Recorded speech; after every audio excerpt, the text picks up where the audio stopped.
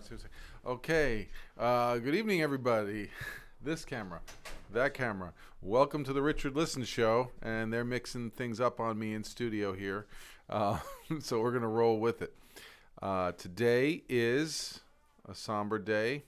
Um, Lost my dad today, so this show goes out to Jack Olberger, and I thank the crew of All Access and my guest today for going forth. My father's very proud of the work we do here, and I thank all of you for tuning in. And one thing that he really did well, and a lot of the tributes I've been sending out today, is that he really gave me the gift of listening. So, and in reflecting on his life, so I think I'm probably here in part because of my dad. So even though this is not quite Brett Favre going out and throwing touchdown passes on the day of losing his dad, we felt it only right that the show go on. So thank you all for all your heartfelt wishes. And we know that loss is a part of life. We talk about it all the time. So, but putting that aside for now, we'll get back to our grieving process and remembrance process in the week to come. Tonight is about it's about summer. It's about many of my guests have talents in performance in multiple realms.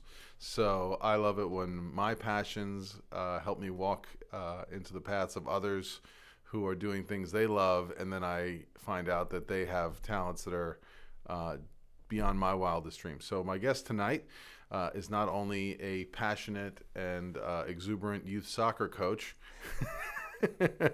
We'll leave it. We'll leave exuberant. You'll have to experience him out there.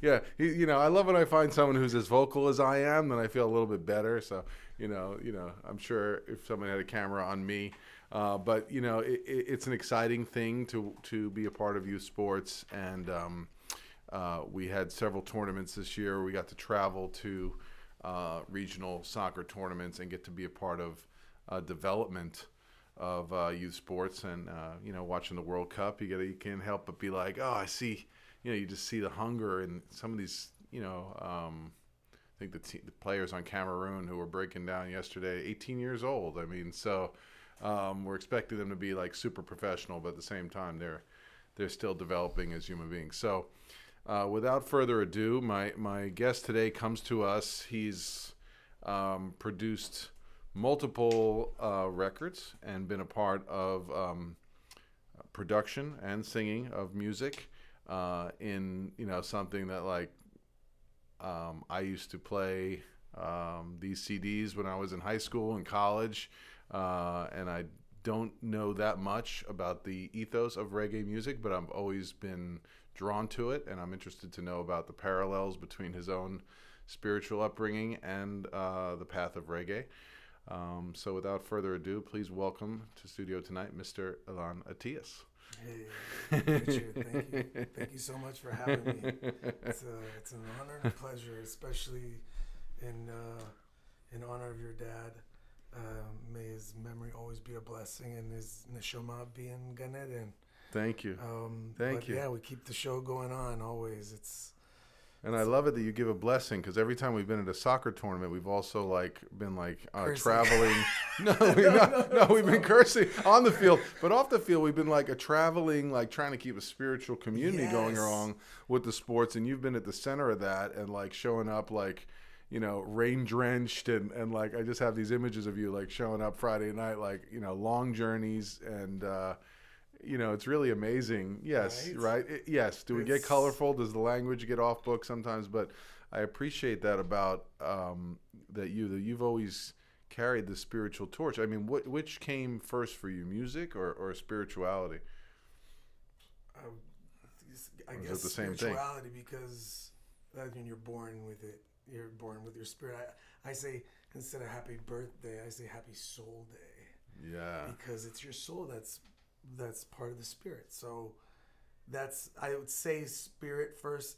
Music obviously was always a part of my life and my upbringing. It's funny, at Temple this weekend, I saw a fellow coach came with his son, the Beverly Hills coach. What's his name? That they lost every game except one goal. Remember, they were all chanting one goal, because they wanted one goal, just their team to score one goal. So I was telling him about everything. They were there, but they didn't come Friday night when we did a whole Shabbat dinner out in Camarillo. In Camarillo at the Strawberry Cup tournament, and we did a huge thing in the lobby. So I was telling him, and I said, yeah, they put us in a higher division, and yeah, we lost 2 games, but we were very competitive. We won a great game the first game, and we didn't make it to the medal round after. But you know what the highlight of the whole weekend for me was? That Friday night. You guys had came a little bit after when we did the prayers and Shalom Aleichem, and the kids, the boys, and just all the families. We had like 35 people there at least, and everybody's singing in this random lobby to show so you're playing soccer, you're out there, you're learning, you're developing young players, but you're teaching them something so much even bigger by showing them, hey, we're going to sacrifice. We're still sacrificing. We're going to still do what we do at home. And still make an effort. Still make an effort if we have to walk 3 miles to the field or across the street, and also do the dinner and also do the blessings and show them that it doesn't matter where we are who we are. Our identity is, as Jews. Yeah. So that was like for me, that means more than the camaraderie and all the boys. Even we were like 3 different teams there, 3 different teams, and it didn't matter, and we had faced one another too. So yeah, I told him that. Yeah, there's a definite beauty to both maintaining spiritual connection for one community. At the same time, the team that I'm coaching has gotten like kids from several different countries, several different languages.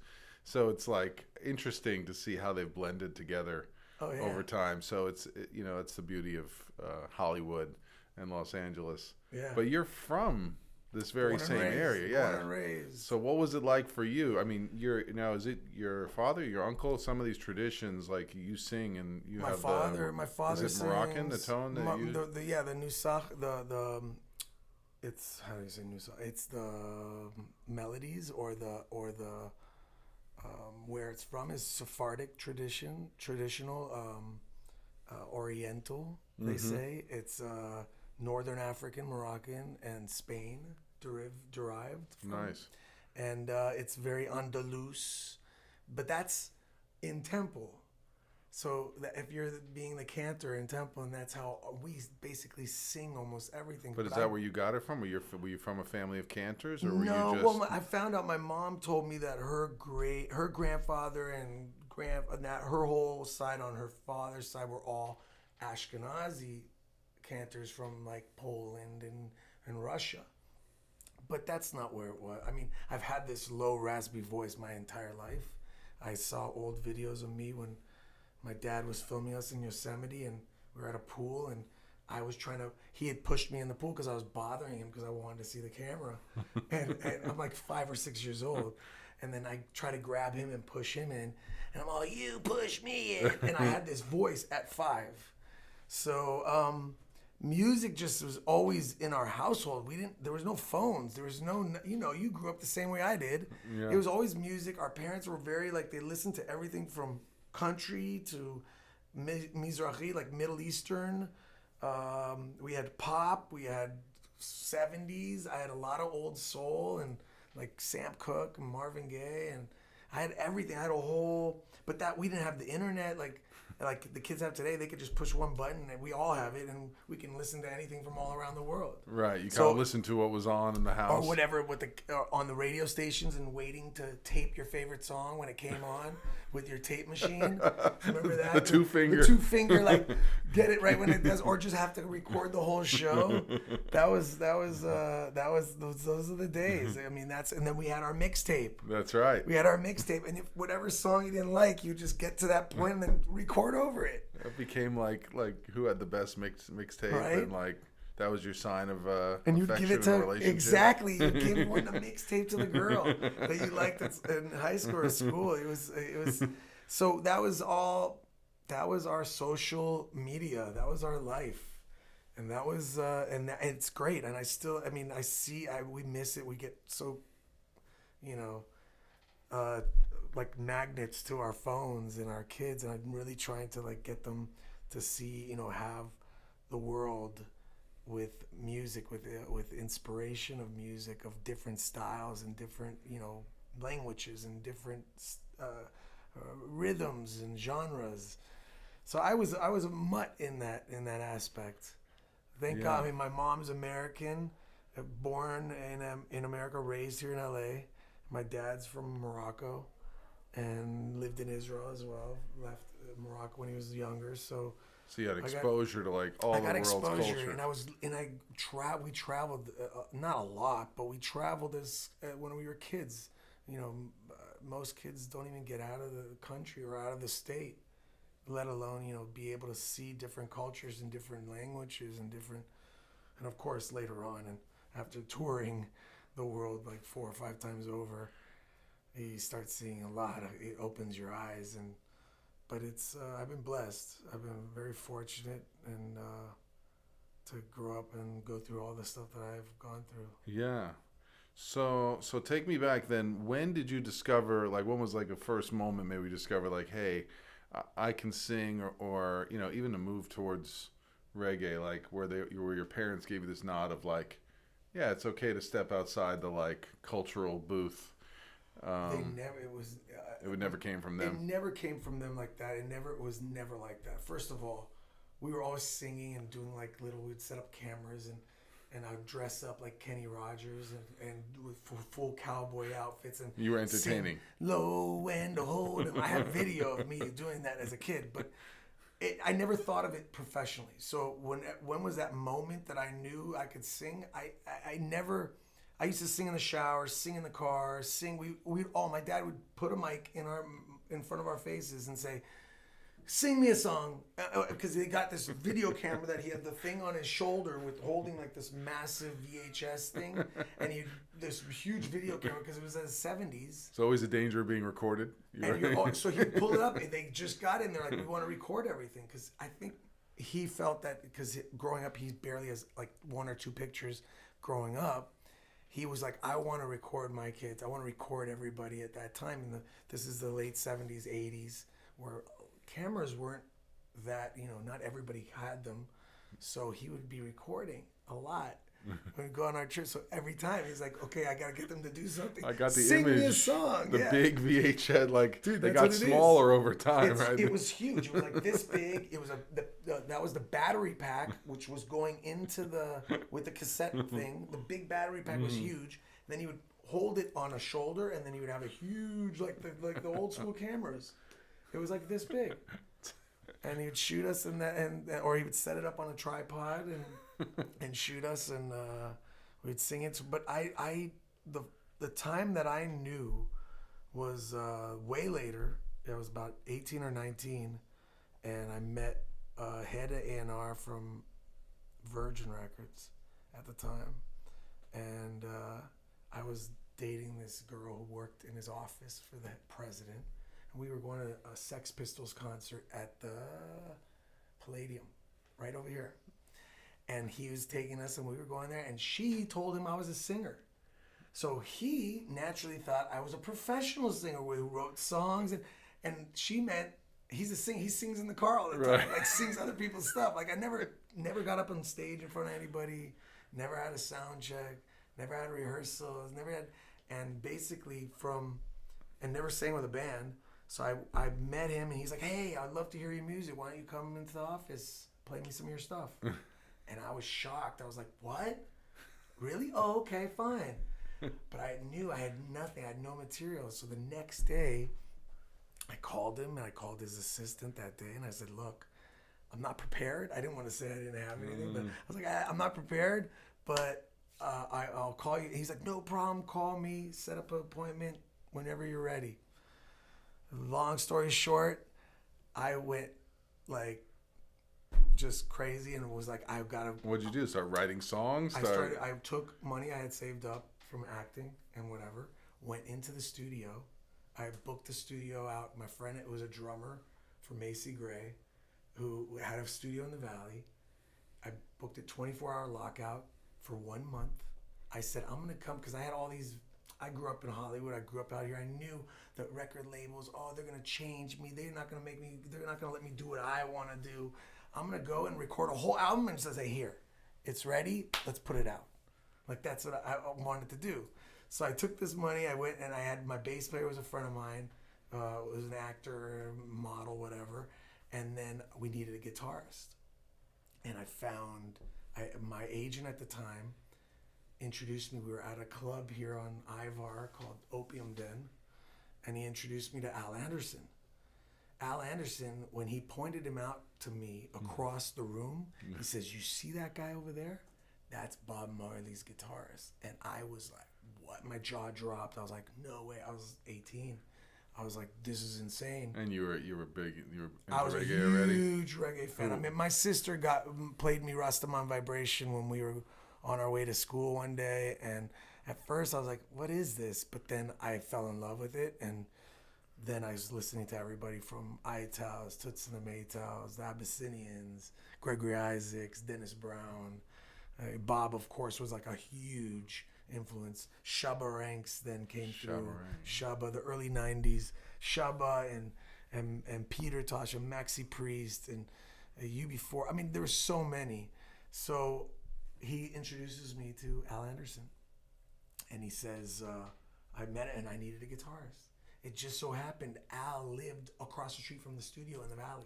Like, it was just very serendipitous. He was like, I don't have anything to do. Like, yeah, hey, I'll come into the studio and play. So he played guitar on every song and did like 2 songs. And so at the time, the Wailers had Junior Marvin took over, who's another guitarist in the band. He took over for Bob when Bob died in 81.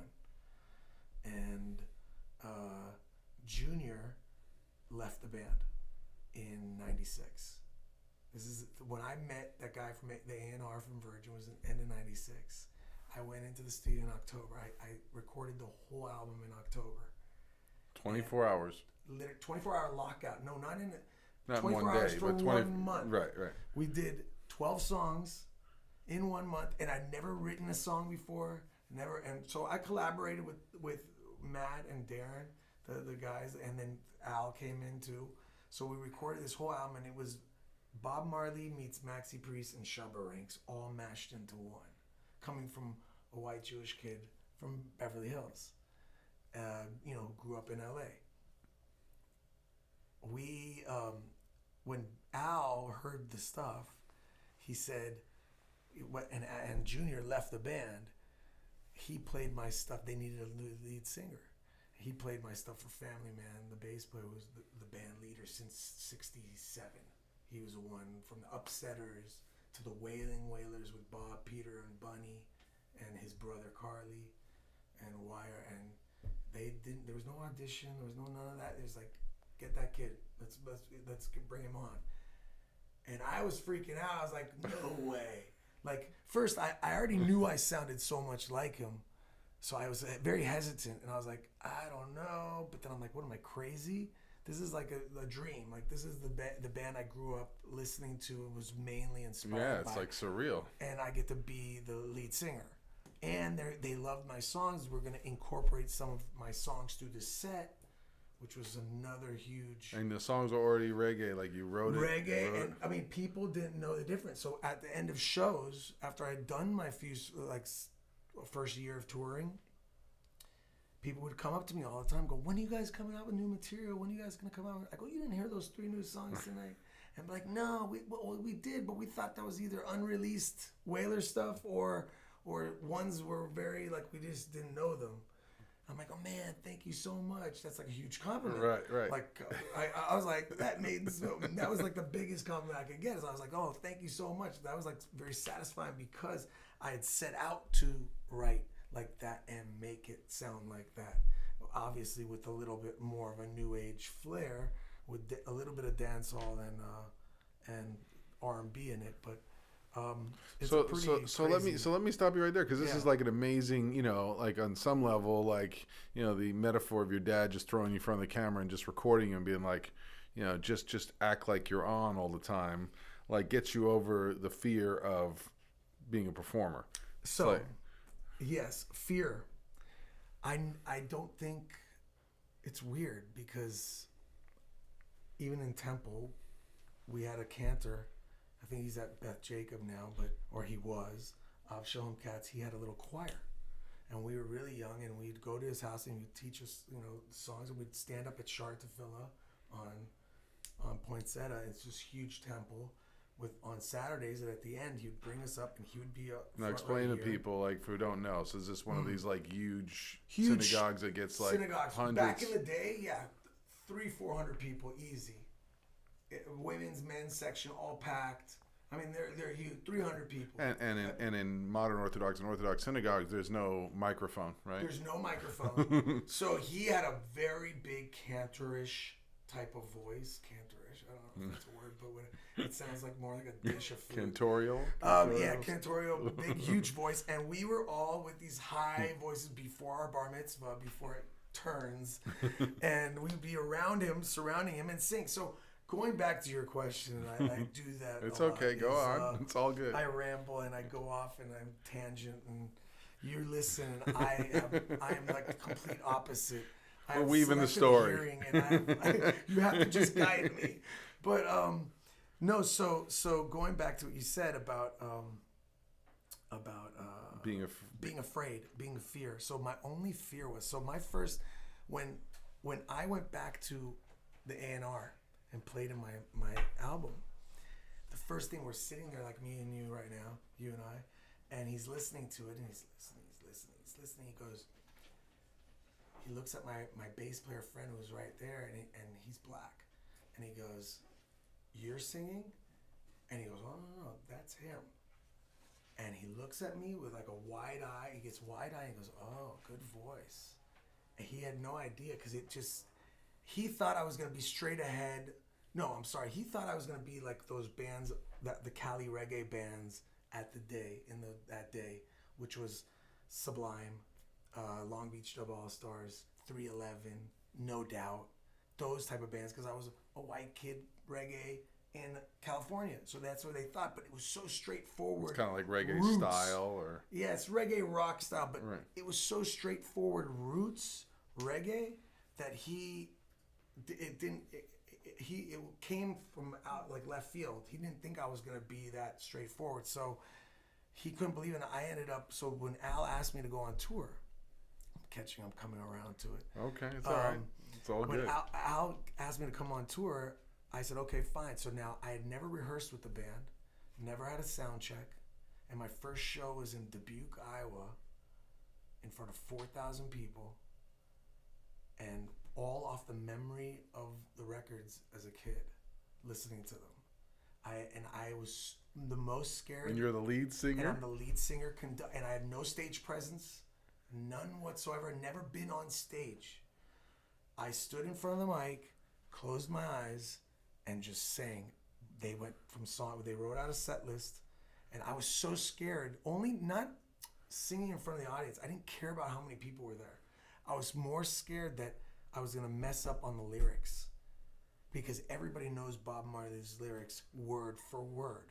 They know the whole audience, wherever we toured, no matter where it was, even if they didn't speak English, they even messed up words. They would say part or fart of it, or they would make up their own sound. You know, right, you're right. singing somebody else's language. Sometimes you're not pronouncing it or saying the word right. Right. They did that everywhere, but they knew every word. So I was like, oh my God, if I get anything wrong, I'm going to be... And I remember Al asking me, we're in the van riding from the hotel to stage, and he says, Elan, you sure you're ready? You sure you got this? And I turned to him, I said, yo, man, if I'm not ready now, I'll never be ready. If I don't then I got in my head, fuck it. Yeah. If I mess up, I'm just gonna, it's gonna be all right. But you're 18 years old. I was 19. 19, and you're like, I have to face this fear. Like, this is opportunity hitting me. It wasn't like I said. I wouldn't call it fear. I was more. Yeah, it is fear because I was afraid I was gonna make mistakes with the lyrics. I wasn't afraid getting up in front of anybody. I was so afraid of that part, that it took away. It kind of like shielded me from all the other real fears or other people's fears of getting up in front of people. Right. So I just stood there and just sang. And then what I did was on the set list, I would, just to remind myself, I wrote in really tiny letters. I wrote the first few words of the verses, just in case. So in case I didn't remember something, I'd look down like this, put my hands on my eyes like this, look down, and then I'd be able to see the words a little bit, like to get me to remember. But we did 2.5-hour shows. We were doing sometimes 3.5-hour shows of the whole catalog, just singing and people dancing all night long. So the first show, it's a funny story. So we had a backdrop, no backdrop. It was in Dubuque, Iowa, on a summer. I think summer. It was humid, and there was thunder and lightning, but no rain at all. And you could see the thunder in the background going, and the thunder. I mean, not the lightning doing that, and the thunder part of the music. It was so freaking me out. But so I'm singing. I only made one mistake. It was the last song. In One Love, I sang the second verse first and the first verse second, which nobody caught. And till the last, it's like God waited for the last song to end, and it just started pouring.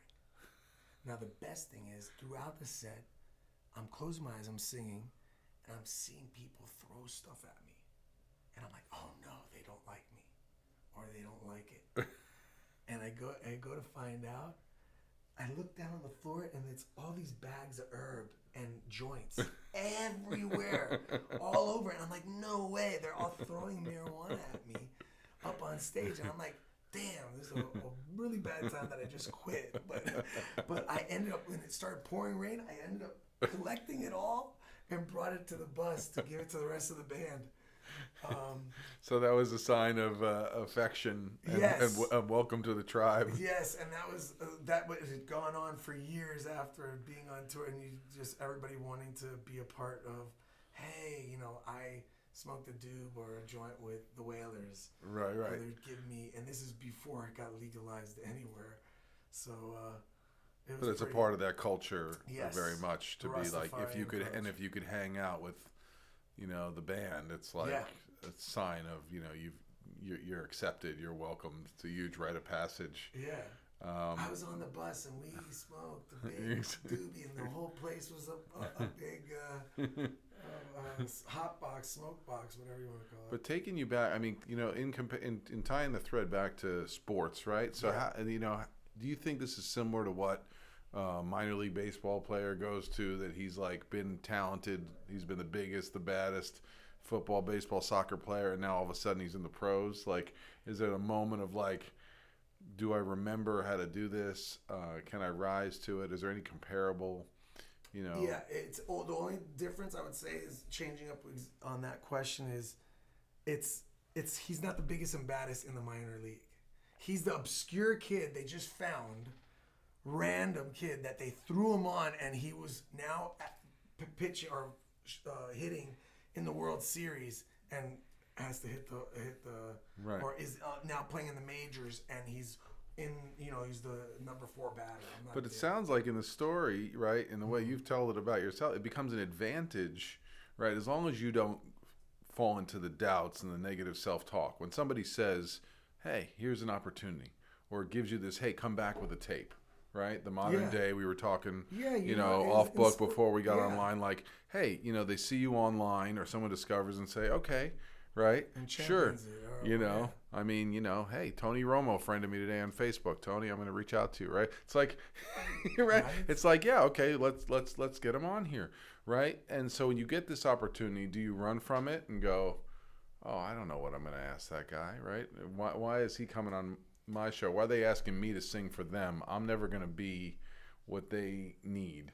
Instead, you went to, right? I mean, people, it's crazy. Like what you're bringing up right now. I mean, people were like looking at me. First of all, they're like, who is it? So what went on for the first year and a half? Nobody knew who I was. The majority, the whole audience that I could see, the 20, 30 rows, thought I was lip syncing at the beginning, because I would purposely, I'd start doing this thing. I would start singing behind stage and walk out in the middle of it.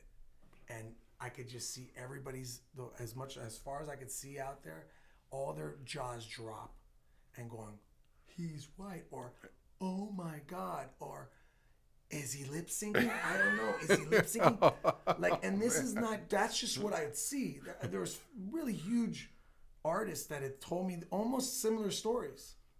David Crosby, the second show I ever did in Sierra, it was the biggest, right after Dubuque, we went to the Sierra Nevada Music Festival up north. And it was every big reggae band. That was the reggae festival to be at or to be on in all of U.S., I would say. Every big band that I grew up loving was opening for me. The Itals, Toots and the Maytals, Abyssinians, Roots Radics, Gregory Isaacs, Dennis Brown, Barrington Levy. All these big heavyweights in reggae were opening for me because we were the Wailers. It was my second show ever. While I'm walking off stage, this kind of heavier dude walks over me. He looks like a hippie with big, long, and I didn't recognize him because I know who Crosby, Stills, and Nash is, but I just didn't recognize him. I just walked on, and he introduced me, and he's crying. And he says to me, man, you were, he just says, I thought that Bob was still here, and he's crying. I'm like, hey, he introduced himself, and he said, hey, I'm David, da da da da. And I said, oh, I'm Elan, you know. And there's a bunch of people around me, and we were going to the dressing room, and he said, you know, keep doing what you're doing. That you were unbelievable. Like he said something like that. When I was walking out, my two friends were with me. They're like, you don't know who that was? Could you believe who that was? I was like, who was it? Who was it? And they're like, David Crosby. I'm like, yeah. He's like, no, Crosby, Stills, and Nash. I'm like, no way. I was like blown. And then I want to go back to him and like say, but I didn't. He took off, but he was. They have a phenomenon for that, by the way. Like when you meet like the person, you know, and you can't think of what to say, and then later on you're like, you try running after them, and it's like the moment's gone. You didn't even know who it was. The moment, yeah. But how often did that happen to you? Where you were like around people who were like performers of the time, and right, like you said. Oh, I mean, it introduced me. Being in the band then opened so many doors with so many big artists that I've been fortunate to work with. Everybody from, no doubt, like Gwen Stefani and Tony Canal, Carlos Santana. His story when I first was very similar to the David Crosby. We were opening for him in the Gorge in Seattle. Oh wow! Right, you know, have you been there? It's on the list. One of the most beautiful venues in America. There's Red Rocks. There's I was going to say, compared to Red Rocks. Gorge is like a mini Grand Canyon. The stage is right at the edge almost. There's an amazing backstage area for the artists and stuff. But it's like a natural amphitheater. And we were performing. And this is his story. He was telling me, he goes, we were coming up on the bus, and I heard the music, and I thought, oh, they're playing Bob Marley and the Wailers, which they normally always did at my shows. This is Carlos telling me this. And he goes, I got off the bus, and then I got onto, and there's a huge ramp that goes up to the stage. He goes, I was walking up, and I'm like, wow, there's a live band, actually, but it's not live. He goes, maybe they're just playing, maybe it's a recording. Then he goes, and he's very spiritual, so he says, I got up on the stage, and when I saw you, I closed my eyes, and then he goes, I felt you. And he goes, I haven't felt that since Bob was around. And he goes, anytime, and this is what he told me right when I walked off stage, he goes, anytime you want, please join me on stage, anytime. So that show. How does that moment rank? That was amazing. He brought me, he's been one of my, ever since then, I was 19 or 20 at the time. And when I met him, and we'd spend hours on the phone. Even he would tell me, don't do this, don't give them this, do this with this attorney. Like he was he was mentoring me. Him and this other guitarist, Carlos Alomar, who was from David Bowie's band, who both of them gave me so much knowledge about the business. I was very lucky. Like they were telling me. That's interesting that you mentioned them, because I'm always people making fun of me, but I'm always like part of my, the band that I love listening to, where I love the instrumentals and the jams, which borrow a little bit of like Zappa and Fusion is college band I listen to called Fish, Oh, and they've invited Santana, and they will play songs where they give tribute to both, and have invited Santana, and they sing about David Bowie. yeah. So I always assume there's some sort of artistic. Yeah, we did shows with Tribute. Fish as well. We did like with Trey, the lead singer. We did a few things with him, and then being on tour, obviously you Expose you to so much. You're meeting so many Snoop. This one, I mean, so then even after I ended up touring, doing a few spot dates and shows with Carlos by myself without the band, and then also doing stuff with, in the studio with if it's Snoop, Major Lazer, whatever, all these different artists, even till this day. So it was amazing experience, and I got thrown into it like kind of like that baseball player, but I wasn't the big shot in the minors. Right. I was just this. It's kind of like the Lady Gaga Star is Born kind of situation. I didn't see the movie. Everybody tells me I need to see that. We're gonna recast it with you in it. My band, Lucas Nelson and Promise of the Real. Have you heard of them? No. They're Willie Nelson's son. They're the band that's in that movie. They're the ones who wrote they did a lot of the writing on that soundtrack.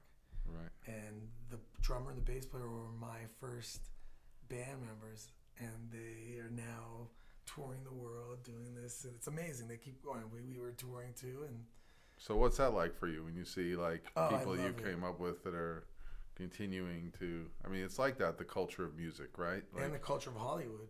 Growing up here in LA, I mean, my friends going to Beverly Hills High School, all the people who went to high school with me, or friends who I was started acting with when I was 13, who are all either huge stars or some who didn't, who spiraled out and either died from drugs or whatever it was. But so I'm glad you mentioned that, right? Because right, when you mention this, and I always talk about somatic psychology and the nervous system getting bigger and bigger, and you get these moments, and you're performing, and you're out there, and you're traveling, and you're seeing cultures, and you're meeting people, and things get to this level of expansion that sometimes people wind up burnout and needing all kinds of things drugs to try and regulate, right? That's the hazard, both emotionally and substance dependence wise, what happens. So how did you find a way to keep it grounded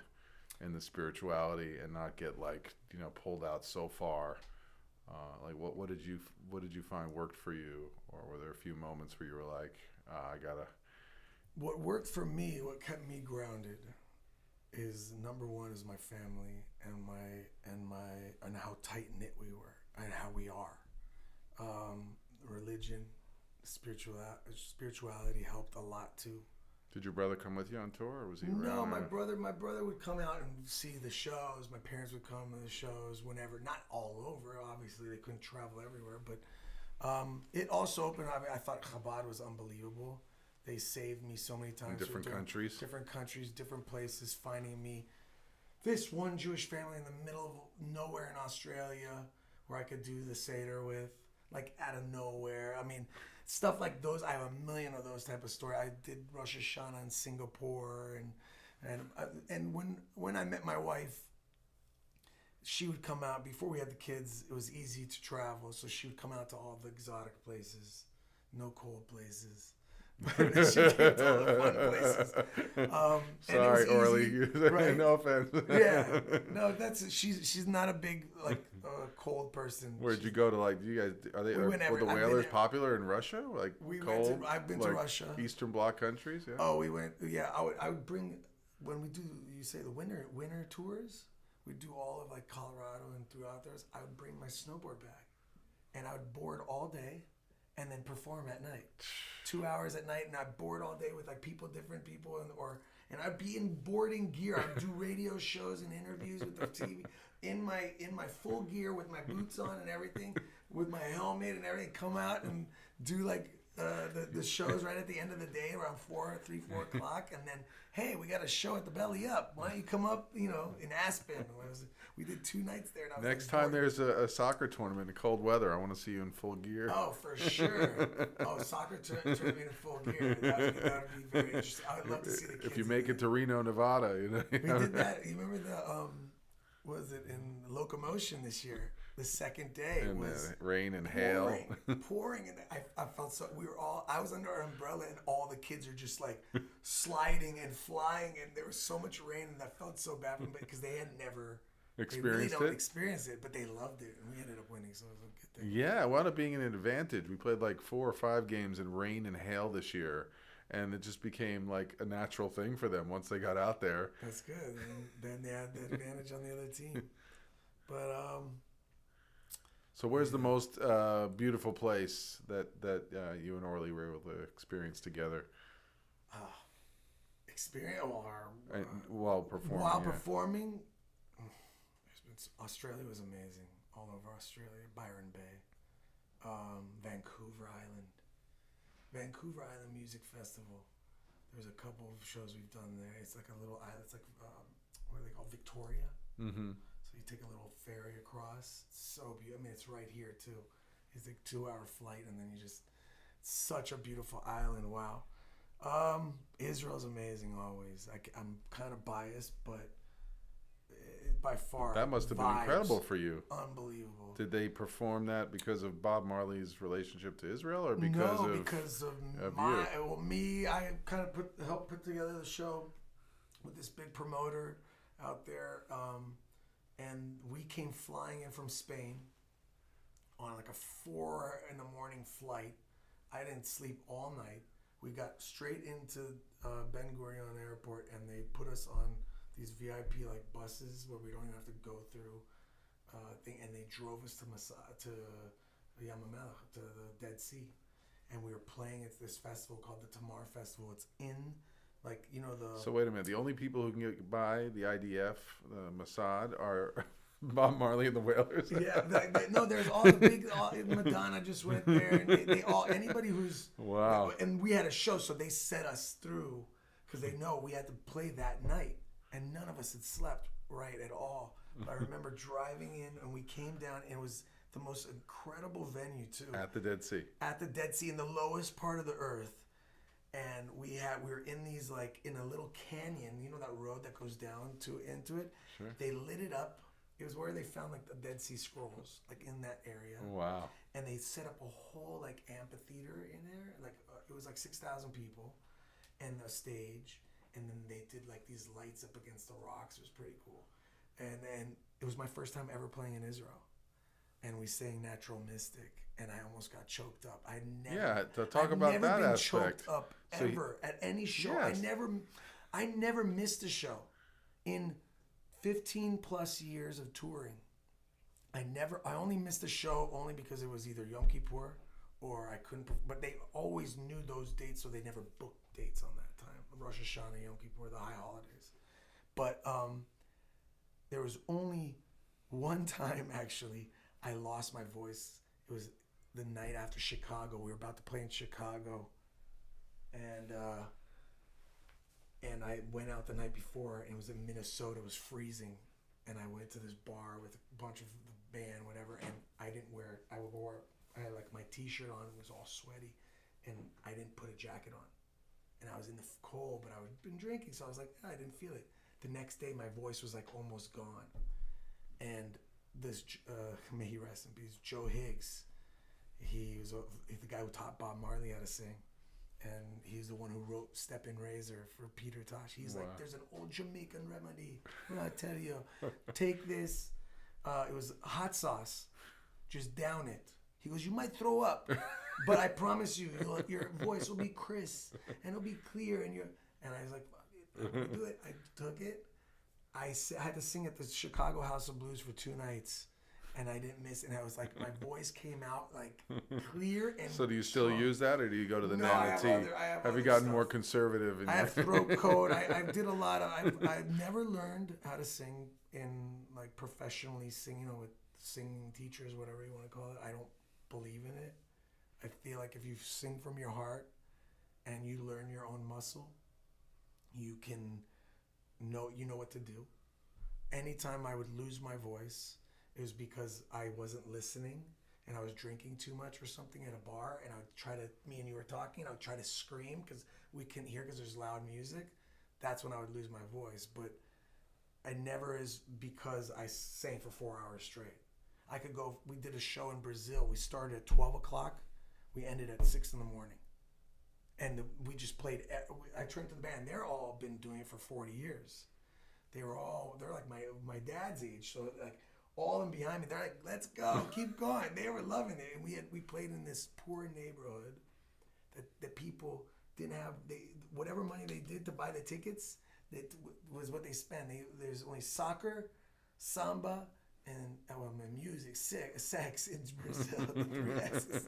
But they all came and we felt like, oh man, we got to give it to them. We got to give them everything. Well, that's the portion of music where it's like there's a relationship to the fan and to, those who are like feeding off of it, where it is like spirituality, where it is, it's like so you're back spiritual. In the synagogue. Bob's music, a lot of it, what he wrote, the lyrics were from Psalms, Shir Shirim, all the Song of Songs. So, and the Psalms of David. So you can hear it in some of his lyrics, but it's people, really, it helped me a lot through a time when it helped me come back to stuff when I got drifted away a little bit from the spiritual or mystical elements. It helped me, it helped me come back. So, yeah, man. I've been blessed. So they're giving us the few-minute warning here. So tell people. Of course, you can find Richard Listens on YouTube and this show, Facebook Live, Spotify, and iTunes. Got exciting guests coming up through June and July, including the coach of the Windward basketball team, Coach Pfaff. We look forward to having you. But tell people, Mr. Atias, aside from a soccer field in the fall at Fairfax High. By the way, you met Odell Beckham. You can share that's a story for next time. But how can people? I mean, I want to see like a videotape of this show in the Dead Sea. But how can people get a hold of your music and what you're up to right now? What albums you're working on? I'm working on new solo singles of my solo work. I've been working on a bunch of different projects, but that's what's going to be coming out next this summer. We're going to be releasing singles. I'm on Instagram, Elan Atias, my name. YouTube, all those shows. There's so much. You just write Elan and the Wailers, and you'll find a ton of the shows from back then. Do they have that from the Gorge or from? They have, I don't know. I never checked the one with the Gorge with Carlos. That's the one I'm going to look for. That one's a cool one. And also when I joined Carlos there, and then I did it with Carlos here at the Greek Theater, and wow. I also did. He's actually about to come and play here at the Hollywood Bowl soon. We should catch that. The one in Israel, the Tamar Festival. There is some, but it's not the greatest footage. It's from like a guy dancing in the front. It's from your dad with the camera, right? Bazooka cam. That would have been good. He would have held it steady. He had a steady cam. He just sometimes forgot that it was on and he would go down. If you have footage of these shows, please come forward. Yes. Yeah, man. It's a pleasure, man. Yeah, that's what's coming out. You can follow me on I'm on Facebook, on Instagram, and Twitter. And will you continue with your own coaching and playing of soccer, your passion of sports? As long as I'm here, and I only plan on doing about 90 shows a year. It's better than 300 shows a year. Wow. I used to do 300 shows a year for about on and off for 15 years. So. But you found your balance between... Yeah, and once the kids came, it was really hard to leave. Going out for 10 weeks and coming home for 2 days and then going back out for 10 weeks is not a life with a family, with the kids. Yeah. Unless they're all coming with me. That's like a Major League Baseball player, too. I mean, similar. Yeah. So until you turn them into your band. Right? My older son used to bring out and just have him... He thought he was going to be like, I get to play video games all the time. And come out for 2 weeks, and I was like, no, put him to work. Guitar tech, drum tech, a lackey. Make him grab all the. Yeah, he was my roadie. He was our roadie. Now it's your time to throw the mic in their face. Right. right? Well, Elan Atias, it's been a real honor being your friend, and maybe we'll get to co-coach in the future. And this year our kids are going to be together. that's right, that's right. You too. And I'm always looking for some segue back into music and creativity. So Nice. thank you for sharing your stories and your insights with us, and being a part of our community. Thank you, everyone, for tuning in. Please share, like, listen, and keep the suggestions coming. If you know a high performer in an area that we haven't covered yet, bring it. We want to represent you and all the amazing people out there who are dreamers and doers and creators. All right. Take care, everybody. I'm out.